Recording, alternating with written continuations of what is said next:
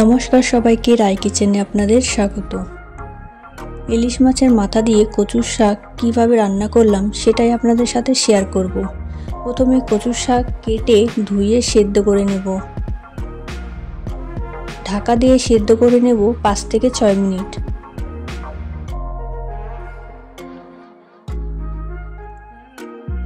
ইলিশ মাছের মাথা দিয়ে কচুর শাক কার না ভালো লাগে বলেন তো, তাই আজকে কচুর শাক রান্না করলাম।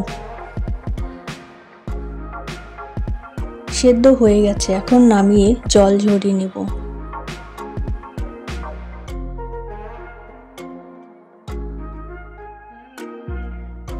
দেখতেই পাচ্ছেন কতটা গলে গেছে কচুর শাক।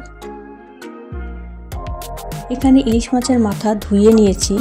এবার লবণ, হলুদ গুঁড়ো, শুকনো লঙ্কা গুঁড়ো দিয়ে মাখিয়ে নেব।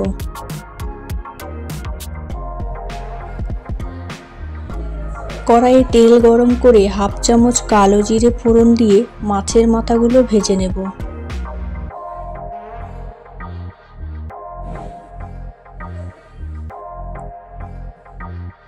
মাথাগুলো উল্টে উল্টে ভালো করে ভেজে ভেঙে নেব।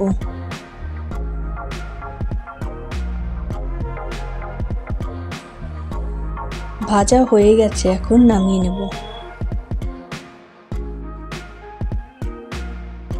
কড়াইয়ে তেল দিয়ে কালো জিরে আর কাঁচা লঙ্কা ফোড়ন দেব। এবার দেব সেদ্ধ করা কচুর শাক।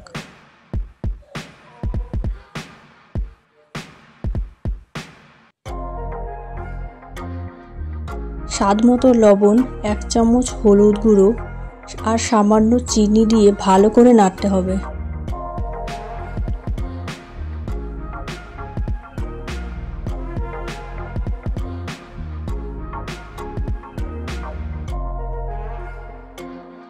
এইভাবে 30 থেকে 40 মিনিট ভাজতে হবে।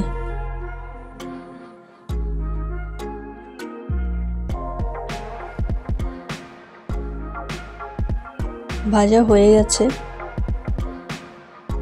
এবার দেব ভেজে রাখা ইলিশ মাছের মাথা।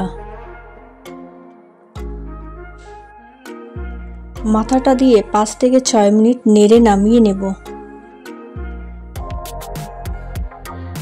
হয়ে গেছে, এখন নামিয়ে নেব।